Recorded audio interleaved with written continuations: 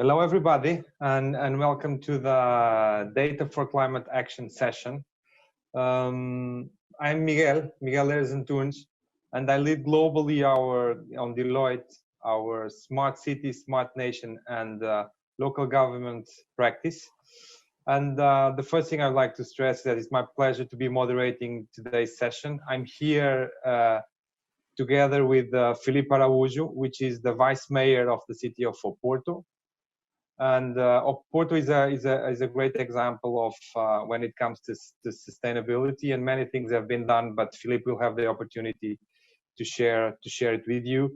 We also have Jorn Verbeeck, and he's the head of research and innovation at the Global Covenant of Mayors, and he's a specialist in sustainability and also in circular economy. And welcome, Jorn. And we also have Martin Gauk, which is a project expert at ESPON. For the ones who don't know, ESPON is the European Observation Network for Territorial Development and Cohesion. And his main areas of expertise link to digital and to how to accelerate digital, I would say, in urban ecosystems and in public sector bodies. Going to the session will look at the close linkages between green and digital transformation, the need for interoperability to sustainably scale successful solutions, which is always a challenge, why it is critical to measure the success of the digital transformation, and of course, the main topic will be the role of data in climate change and in climate action. Before we move to the discussion, which is the more relevant part of our session, I would like to give you a short note on how Deloitte views the role of data in the topic of smart, sustainable, and green cities. And I would like maybe to highlight three main topics. The first one is cities, as we all know, are essential to the global sustainability agenda. And that's the first thing I'd like to highlight. The second thing is awareness of its importance is rising. Now it's seen as important. In the past, in some years ago, it was not seen as important. Now it's seen as important. And we are seeing a shift from urban living to a more human living. And I would say the third topic is that data is critical for this climate change agenda.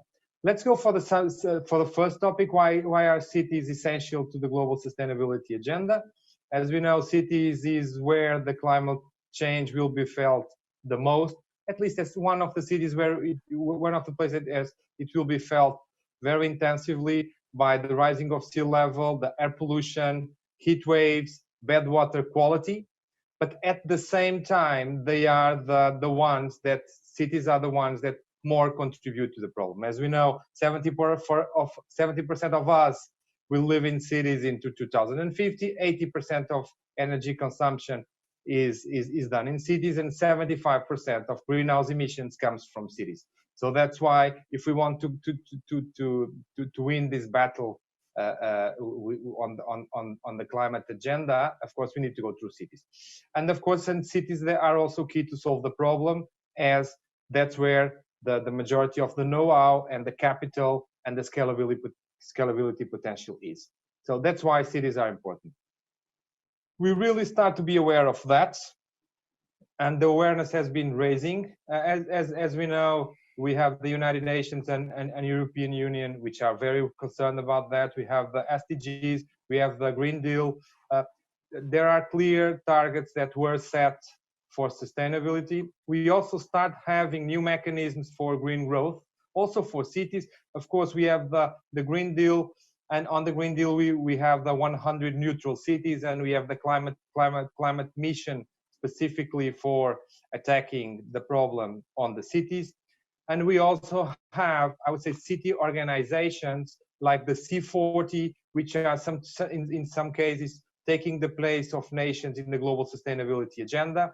And we also have initiatives which are being led by the Covenant of Mayors, among many other initiatives taken by global or regional associations. And cities are starting to respond with strong commitment and getting together to create initiatives, solutions, and partnerships.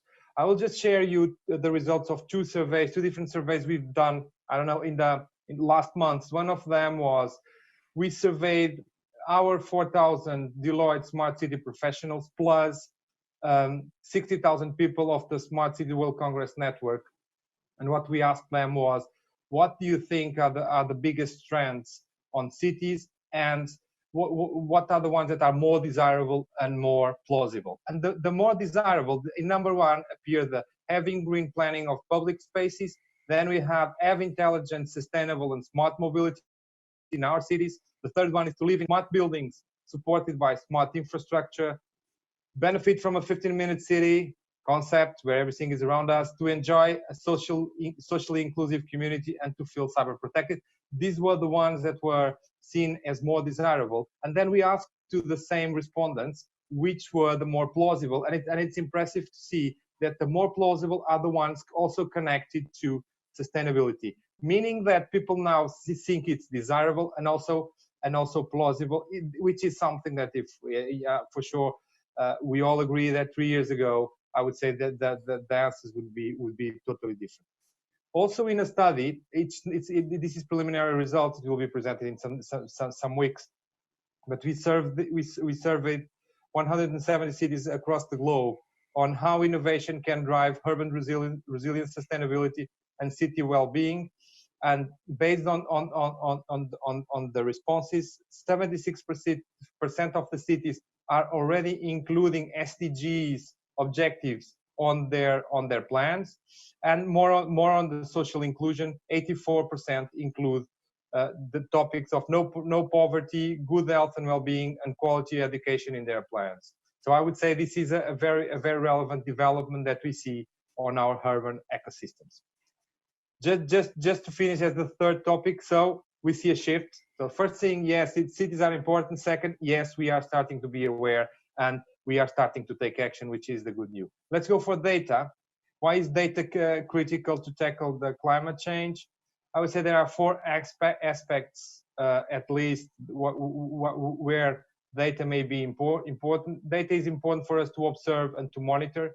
It's important for us to understand, and it's important for us to predict and then to optimize. Let's start by the first one. If we want to go to the why is data relevant for observe and monitor? I don't know. Data is important for satellite imagery. Is one of the examples that NASA and ESA use. We may use data on the observation part to measure urban sprawl in high-risk areas. You may use data to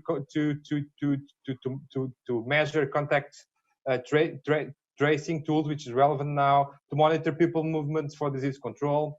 On the understanding part, we may use data to understand mobility patterns, to improve traffic control and urban planning.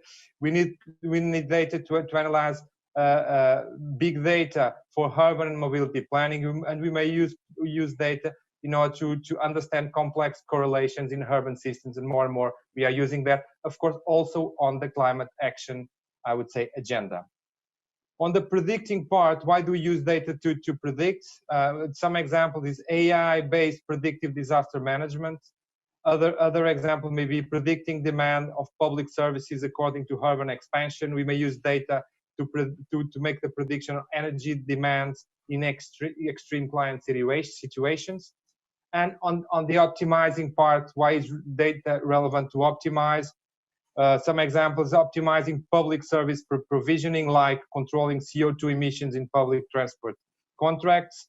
Optimize the correlation of public services, example, breaking silos in public administration.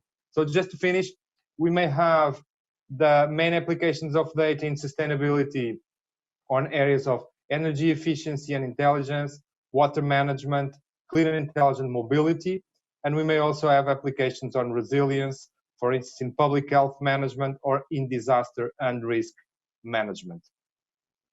Why is data relevant for public policies in cities? The first one is use data to give a boost to the relevance of SDGs and raise awareness of the importance of climate change. Use data to identify, share, and scale solutions and systems.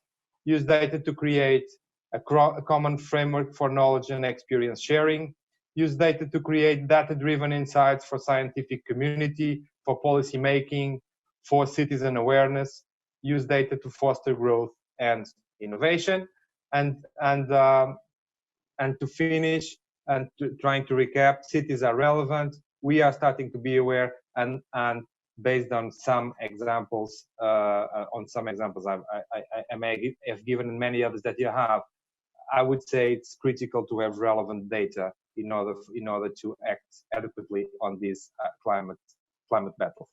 With no further delay, I will move to the more important part of our conversation. I would say our virtual conversation would be, I would say, more interesting if we were together, but of course we can't for the reasons we all know. So the first topic of debate, it's a more general question for all of you, so you can elaborate a bit on how do you think climate change will affect cities, if you agree or not with I would say my keynote. You may not, of course. How do you why do you think data is important, and what are the big challenges ahead? What are your expectations? And this is the same question for the three of you. Maybe we may start by Filipe, then Jorn, and then Martin. And I promise you, then I will change the order later on our conversation. Maybe Filipe, please. Well, first of all, thank you, Miguel. Hi, Jorn and Martin. It's a pleasure to be here with you in this discussion. It's a pleasure also, and let me say, I'm happy to be here contributing for climate tackling, since we are not flying every one of us to a specific place in order to meet. Although physical presence is important, I would say that we have been doing some things good due to this pandemic. If we look to the amount of traveling that were a bit diminished, especially the ones that were not necessary, let's say. So that is well, just to break the glass. So, but I would start with the figures that everyone talks about. But I think it's always important to stress is that cities in reality are only a representative of 2% of the world's land mass, but they already have 55% of the world population. They will increase a lot in the forthcoming years. We consume in the cities 2/3 of the world's energy, and we produce more than 70% of the CO2 emissions. So, and 90% of the urban areas are located at coastlines. So I would say that this is almost a perfect storm to understand, one hand, why cities have a strong impact to contribute to the problem, and on the other hand, they are very fragile to the threats of the climate change. And I believe that everyone agrees that cities must be an active and a collaborative part in this solution. And I would say even more that they are key in tackling and solving most of the problems regarding climate change. And to do so, we need to understand that the problems, but we need the knowledge. And talking about knowledge, we are talking about, in the beginning, of data to produce the knowledge. And there is a well-known quote that says that if you can't measure, you can improve it. You can't improve it. And this is absolutely true, and in several different areas, in cities, in countries, in governments, in businesses, everywhere. And for me, I'm especially because I'm a politician today, but I'm also have an engineer background. I have the problem. I need the data to decide, and without the data, I cannot decide. And I'm always telling this to my teams, that you need to show me the data in order to have a decision. So to solve the difficult problems with very accurate decisions, this is only possible if you have the ability to get the right amount of data, and more important than that, to transform it in a useful information and to produce really interesting and useful knowledge to support your decisions. This is one of the roles, let's say, of the digital in this transformation in the cities, and that's why it's so important, the digital part, to collect the data that otherwise wouldn't be possible. And we can we are now very used to a lot of the things that we have in our world.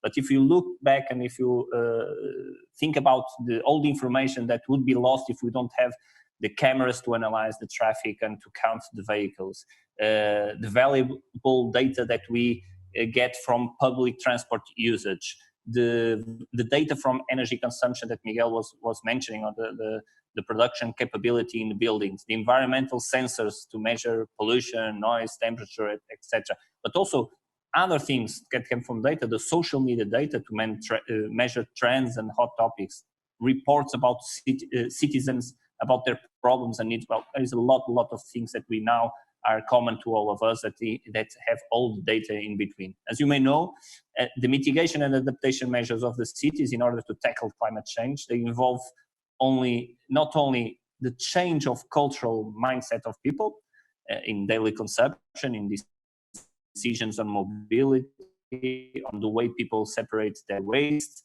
but also on structural decisions of the municipality, governments, and the companies capable of producing real change on CO2 emissions and to work on the resilience of the territory to reduce the impact of climate change. And to solve this, we need to make changes in several aspects. First, we need the way we move in mobility, the way we produce energy, how we use it in buildings, on water usage, you mentioned also, on the way we consume, so food, beverage, clothes, everything, textile, it's a big issue, and the way, of course, we treat our waste. So to produce concrete, to produce concrete actions, it is absolutely critical to monitor and to have the data to support the decisions, but also to measure the results in order to, this is a feedback loop and you have to continue improve. So we need to continue have and use the digital and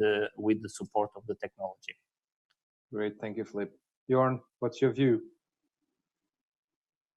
Thank you, Miguel. And I think I'm quite aligned with Filipe.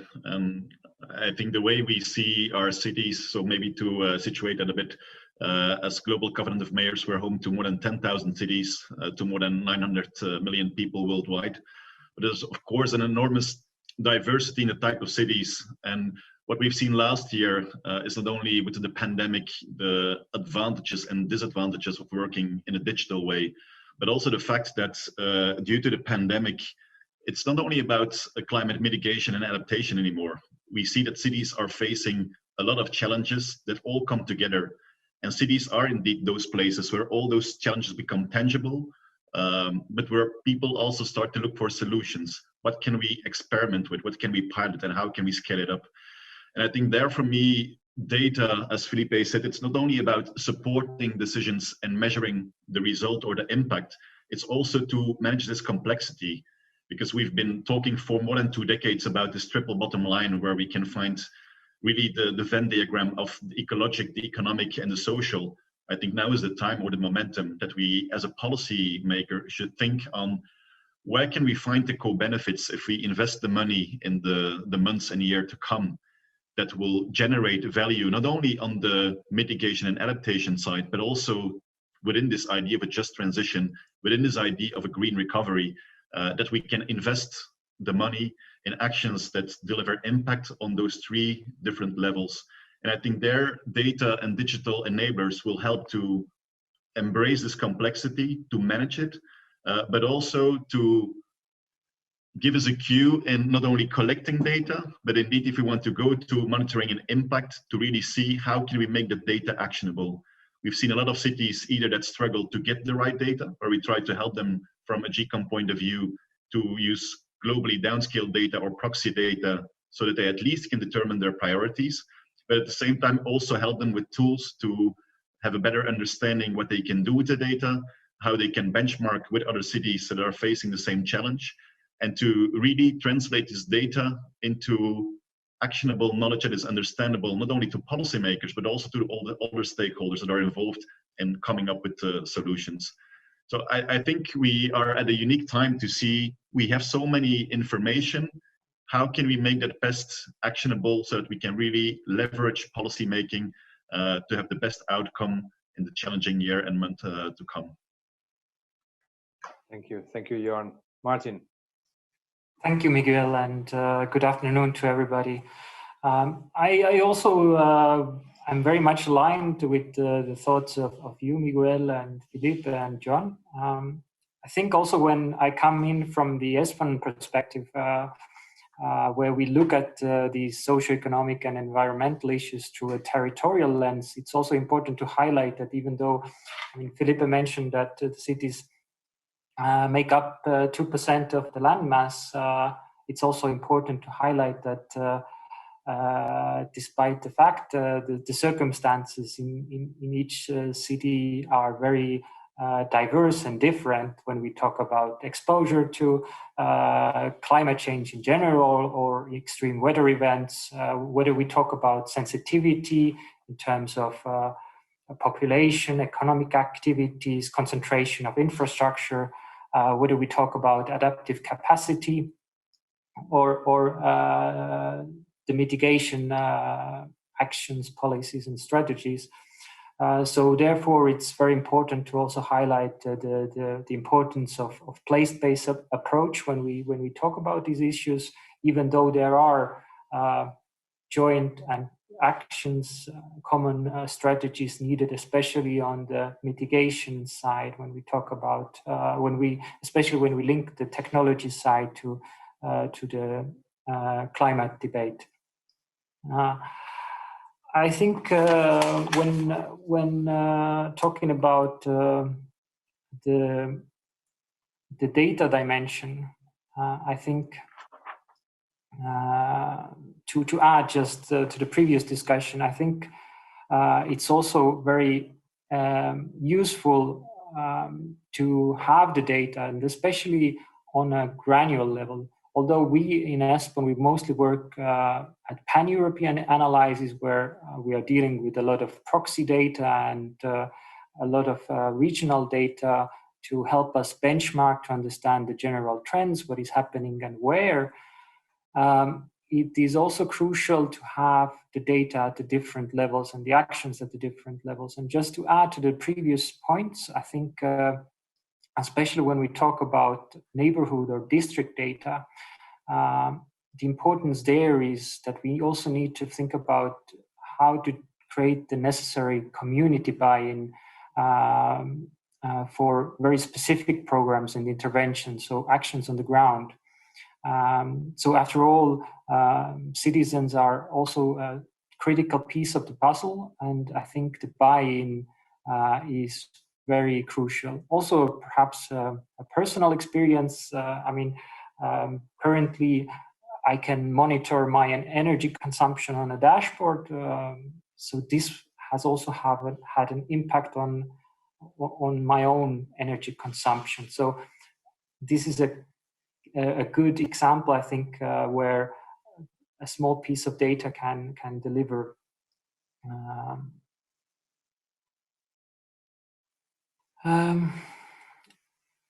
Okay, thanks you all for your thoughts. Let's try to use all your thinking around these, and let's try to apply these to a use case. Let's call it like that, or a test bed, or to a concrete city, which is Porto, where I'm Portuguese, as you know, so I know that I'm kind of close to Porto. I really know that Filipe's team has been doing lots of things regarding this specific subject. So maybe I would hand over to you, Filipe. Maybe you can share a bit with us. What are the more relevant things that you think it's interesting for our audience on your sustainability agenda and the role of data and all of this topic? Very good. Thanks, Miguel. Well, let me pick up the last words from Martin, because it's good I think there are studies that show exactly when you have a dashboard to understand exactly what you are consuming, that you change your behaviors. And so there is quite an important example that you give. But let me just pick up the energy side, because it's a very important topic in Europe for the upcoming years. And well, I'm talking from a country that is on the tail of Europe in terms of energy poverty. So we are the fourth in the back. So we have a lot to do in energy poverty. And I would say that for me, as I envision the cities, is to have a Martin that is looking to its dashboard, but is consuming energy from his neighbor that is producing more energy than he needs. And so Martin has energy that has less loss because it's very near, and it's renewable energy. So I just wanted to give this vision because I think this will change definitely cities, and it's something that we have to achieve. It's a lot regarded with the energy communities, a hot topic that we are working on Porto. I just changed a municipal company. The municipal company of water now manages another utility that is energy. So I just put the two together. So we are doing a huge effort on this side. But I would say that, well, Porto is currently, stressing one thing. It's very important to collaborate. That's why the Covenant of Mayors is so important. We have to all learn from each other. I'm always eager to learn from others and to copy from others if it's good examples. Always saying that because I think it's very important. We have to move fast. We don't have enough time to do it all again by ourselves. On the digital side, for example, we'll work with the OASC, with the Open and Agile Smart Cities, to have all the knowledge from other cities that we can move much faster on this topic. So Porto is doing a lot on the reduction side from the CO2 emissions. Of course, we want to do much better and we want to accelerate. But maybe I can try to give some examples about the data. Now we use data to change things in a drastic way, let's say, using the public service to give the example. First of all, the municipal fleet. We have a lot of cars, the city, to manage the city. Our fleet is somehow big, it's like a big company. And in 2017, we wanted to change from diesel to electric, but we had to study. So we gathered the data that we had from GPS, 4 years of data, we studied, and we conclude that we could have this transition in 99% of the fleets. We currently have 70 something of the fleet electric or hybrid plug-in, and we only have 75 because the other were not possible to, at that time, to find solutions in the market. There were not cars available for that type of work. But all the policemen, for example, in the city, uses electric cars, something that in the beginning it was a bit of strange. So data was very, very important at that time. Other examples are, for example, the economic sustainability criteria that we use to support the new metro lines. We are currently starting the construction of a new metro line that will serve areas that are very dense, so more than 5,000 inhabitants per square kilometer. But according to the studies, these new lines will boost an increase of 20% of the passengers. So we will take a lot of cars from the city, and all the change in mobility that we need is very important that is done using all the data that we need. So we are doing other things in the digital that is very important. So we currently change, for example, all our heavy fleet of waste collection to a more sustainable solution. So a big, and usually we do it like in the fleet of the cars, we change it totally. So the impact is one shot and it's very, very, very fast. But for example, the drivers of these trucks, they have an app, and when they are moving through the city, they are pointing the problems that they see. So we are much more efficient to solve the problems so they are gathering the data. So we are much more efficient when we are coping with them, with these problems. So we reduce a lot of the number of cars that we need, the trucks that we need, using this kind of data and technology that we change. Another sector that is important, just to give you a last example, is, for example, the waste sector. A big issue in Europe, as you know. Well, although we are, in terms of the world, we are an example, let's say. But, for example, just to look to the organic collection, that we have to move much faster. We know that, for example, from getting this data, that door-to-door collection improves the recycling ratio from 40 to 60. That's the data that we have now in Porto. So all the managing of the waste is all today done gathering a lot of data. We know the amount of data that the truck is carrying. We know everything. So in a business intelligence model, so we can decide it correctly. So there is a lot of examples. These are just a few, but they are critical to fight immobility, in waste, and something what the challenges that we have ahead. Tell one thing, Filipe. Still on you.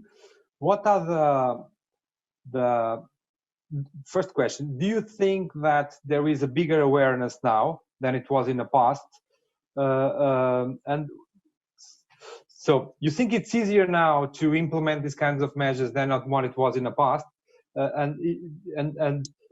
So do you feel there is a big openness for that or not? Do you see some resistance? And what do you think are the biggest challenges for a city like Porto in order to accelerate this? Well, first of all, definitely, I'm city councillor from 2013. That's more or less how I met Jorn in his previous life some time ago. I'm definitely from 2013 until now. I see a huge change on the awareness of the population, the governments. Everyone is much more aligned. Definitely. So this is good. Although I must stress that I'm a bit concerned right now with the current moment that we are facing. Truly, the pandemic has put a lot of pressure on the part of the just and the fair transition, and we have to take it very seriously. Otherwise, we will not be able to talk about climate or data to people when they have other and much more important problems to solve. So that's a big problem and challenge that I think we all face in the upcoming years. And let me say that I think there is a huge, the cities, they collaborate a lot, much more than governments.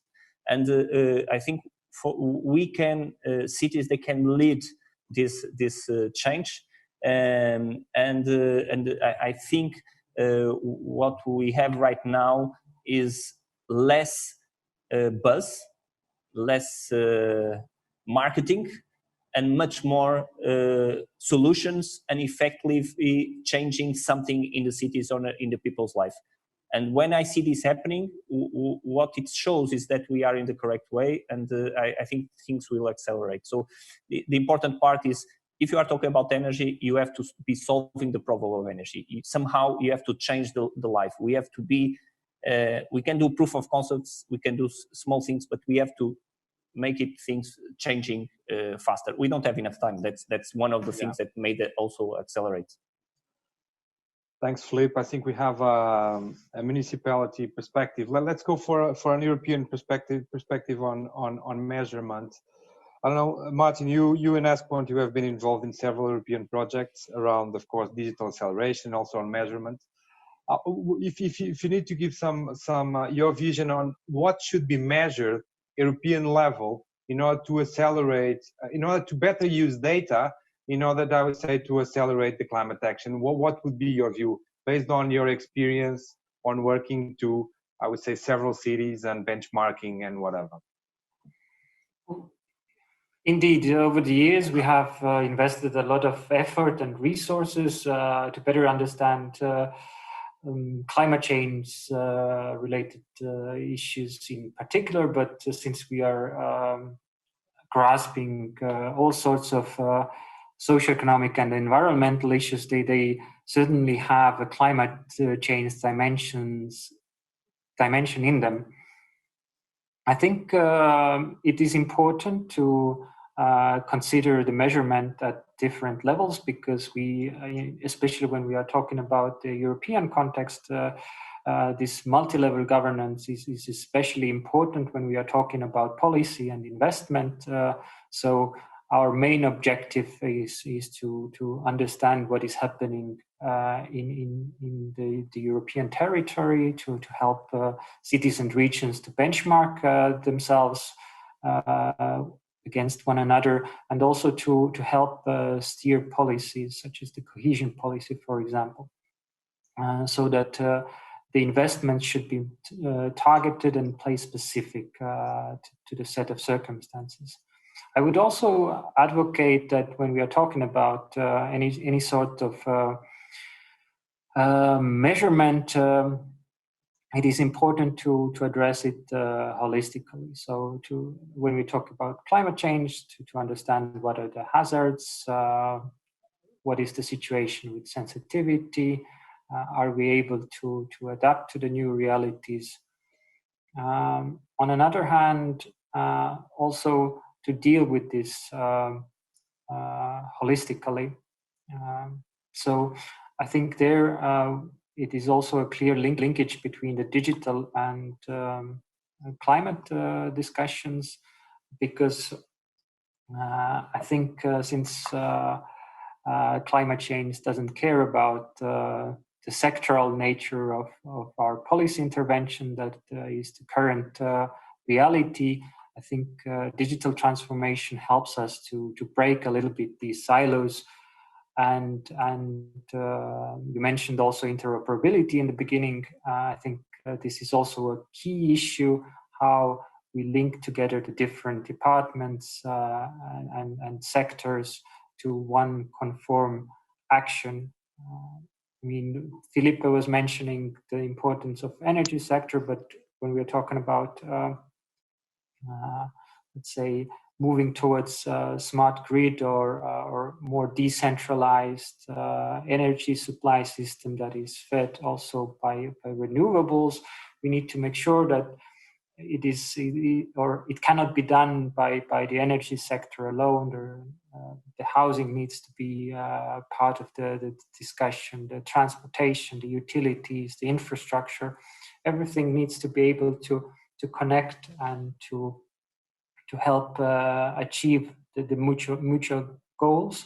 And there, if the data is able to move between the different departments, it is certainly important.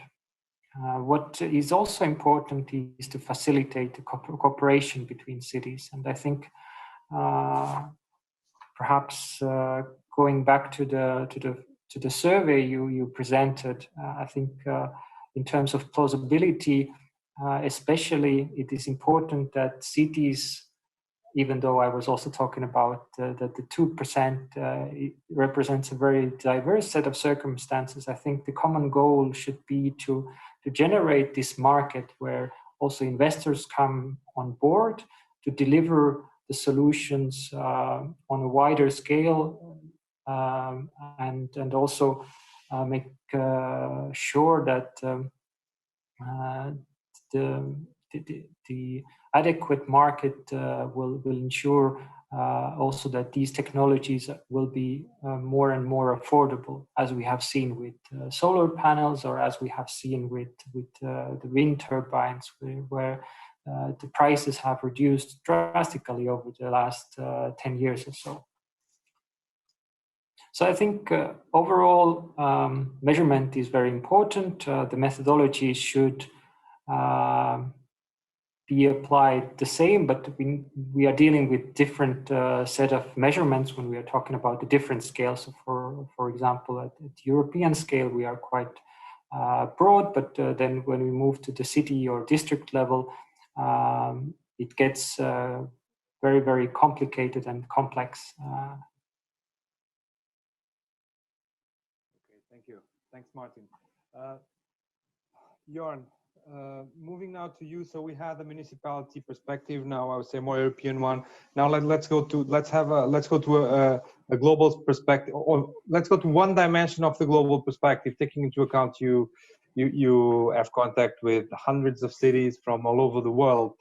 What's your, and we always discuss the data and the digital. Usually we tend, at least in Europe, to discuss it taking into account we are in average kind of developed countries. How do you see the developing countries? How do you see the developing countries managing data, taking into account that sometimes they don't have so much capacity to invest and how do you see them using data in order to on the challenge of adaptation to the climate change? What's your view on the developing countries? The main challenges, main objectives, main experiences, whatever you may share with us. I think there's two elements I want to share. There's one, a better understanding of the challenge. And as you mentioned, the situation in a number of regions in the world could be totally different from other ones. And in Europe, we often talk about the mitigation challenge because it's something with our society or industry we built up over the decades, and we tried to now limit our emissions. When you go to regions like Latin America, Africa, Australia, you also see that the impacts of climate change when it comes to adaptation, they're already visible. Challenges like flooding, hazards, also heat and things like that, they're really visible and present there. So what we did from a Global Covenant of Mayors point of view is to try and have a better regional understanding. What are the largest priorities for different regions, and to see where can we help by providing data if it's not available, because a lot of regions, as you mentioned, indeed, they struggle to find good data. And it doesn't always mean they need all the details. Sometimes they are helped with downscaled data from global sources to at least know what are priority challenges, where should we first invest in, and not only invest financially, but also in terms of policy making. This will also allow us to see what is still missing, because we developed a climate action journey. I think this is nothing new, but to also better understand where are cities in their journey. Are they in the understanding phase? Are they implementing? Are they monitoring? Are they re-evaluating? To also see what do they need at every part of the journey, and to then better connect them to both data, tools, but also be able to benchmark. What Filipe brought up is right, of course. We don't have time enough to all do the same experiments and to have the same pilots. So it's also a matter of how can we functionally link regions and cities within those regions so that they can in time learn from each other. A copy-paste is not always that easy, but at least can tweak a best practice to their local situation, not to lose time and have the same experiments again. And I think the tweaking is also important to see what are regional contexts. And then there we come to what has been brought up by Martin and Filipe as well, is the local situation on working with many stakeholders. The specific culture and DNA of a city in a region, to know what kind of policy making is needed. How do we involve stakeholders? What is the language and the storytelling we use? And I think all these elements together, well, there's many different types of data linked to that. And I think there it's also important, and I like the example of Martin with just dashboards to understand better your energy consumption, is to also, for me, the role of education and communication to create a better sustainability literacy or data literacy, so that we at least have a better common platform on sharing knowledge, on sharing experience, in talking about the challenge and finding each other. Also from a public-private point of view, like what is needed, how can we all contribute, and how can we also disclose information from one region to another. But as you said, it will be always tailor-made work, because no region is the same. And I think they're having regionally specific data where we can better go to what is priority and what is really needed will help to better solve the challenge. Great. Thanks for your point of view. I would like to take advantage of the rest of the time that we have. We have like 17 minutes to try to make it actionable. Let's say. Let's talk about actions. So I would like to make a round two. Maybe we start now by Martin, then Jorn, then Filipe. So we change the order. I would like you to tell our audience, if you need to give like 3 recommendations or 4 recommendations, what are the more relevant things that you would like to recommend to our, I would say, to our organizational leaders or city leaders as the more relevant things that they should do in order to accelerate this battle through data, of course, because data is the topic of this session. Well, I think the first recommendation that I would give would be to be more bold to our leaders. I think to take action and to lead the charge, especially when it comes to developing the necessary markets that are needed when we link the digital and climate together. There is urgent need to create these markets where this change would happen, so the investors would come aboard and to drive the costs for this transformation down.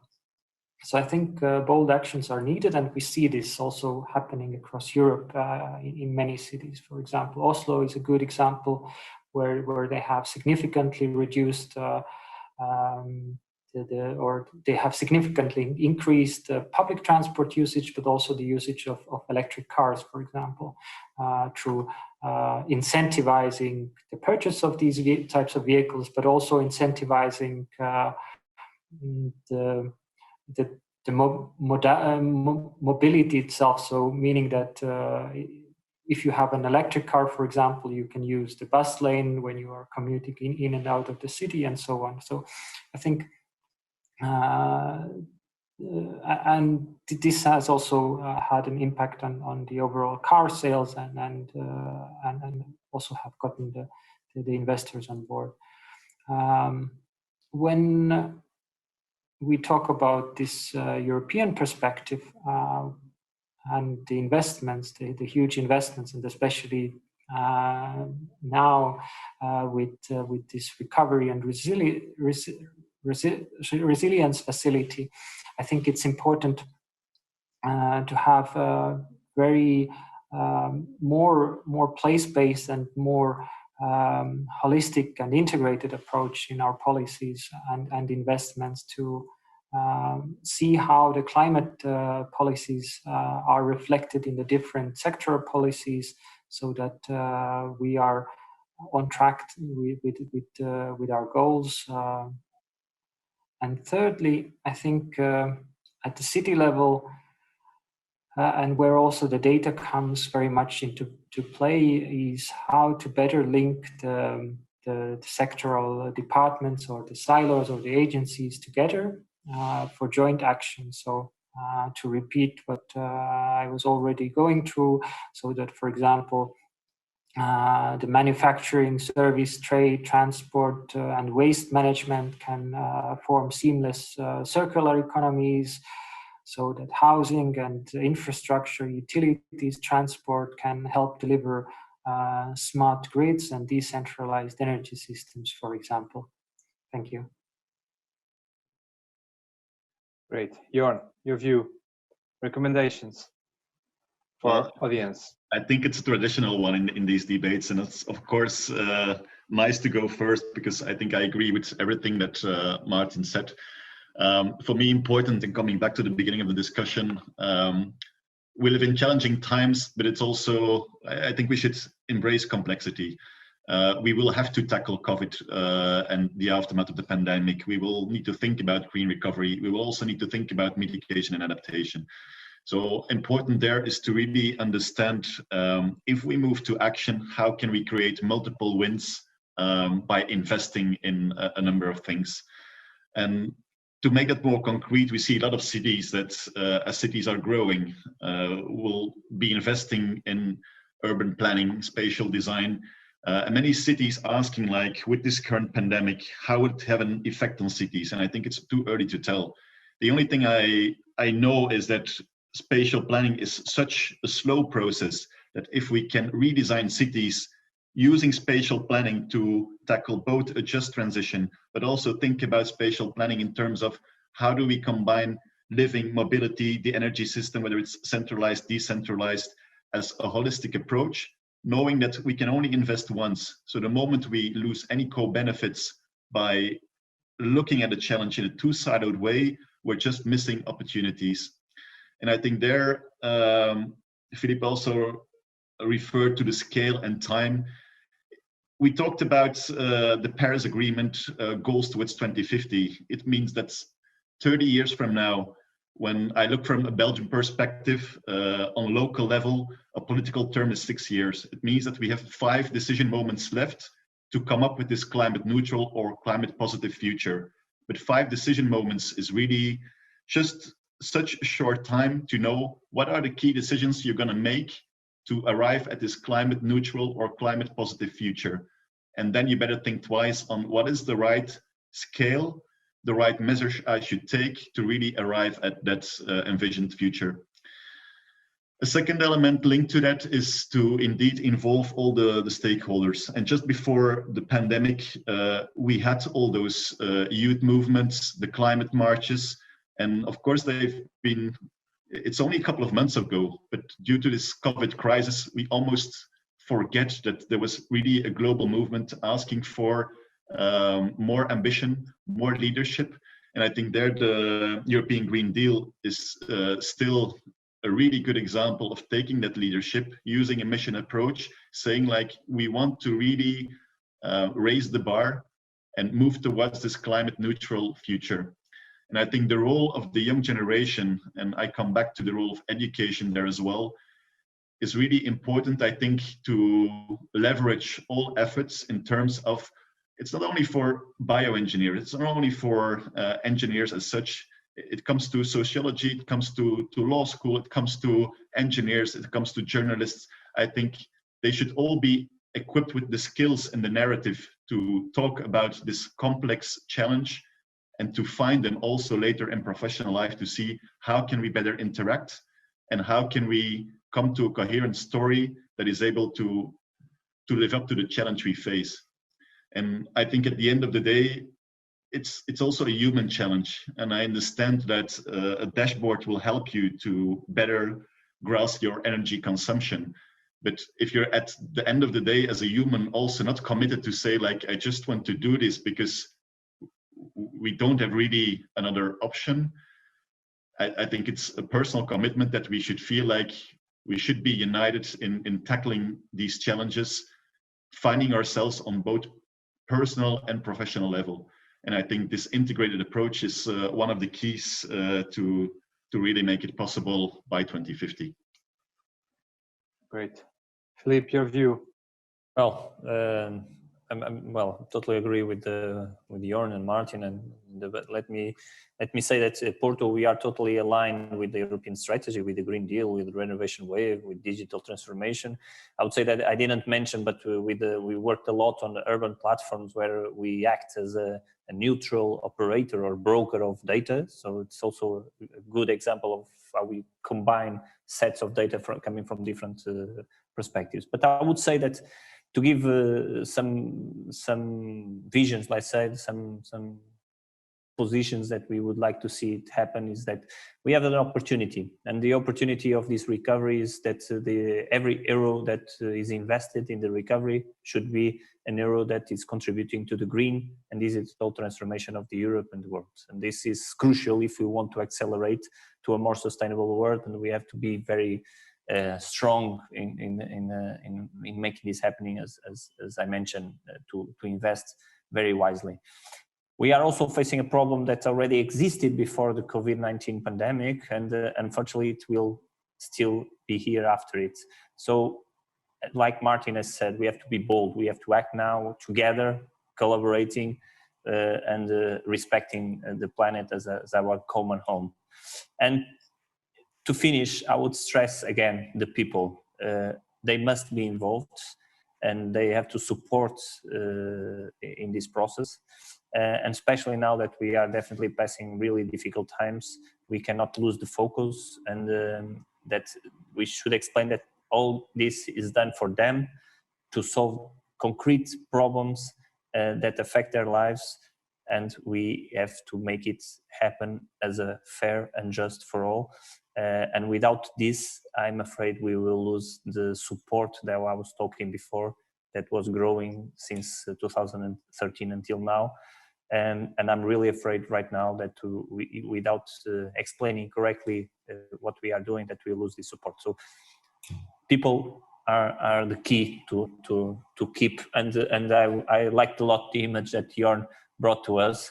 I will use it if you allow me. That is the 5 elections until 2050. In Portugal it will be 7, a bit more, but the truth is that it's not far away. It's very close to us already, and and we have to do it. 2015, we cannot fail. Okay.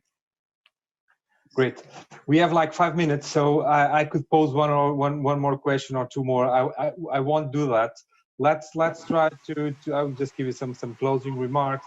Davor is already also with us, so we may bridge to the next session. And also, we never breathe between calls, so maybe we can breathe 1 minute or something like that, and it for sure it will be good. I think that it was a very interesting conversation. Unfortunately, we could not be together, but we will in some months. Fortunately, we will get there. Thank you for participation. For participating. I would say that we all agree that that cities are critical on the sustainability agenda. We all also agree that there is an awareness that it's critical. I would say that we are on several debates. We all are, and if we were 2 years ago, the sustainability agenda will be the green people. Now it's in the core of everyday life of our organizations. So people are aware, and things are being done.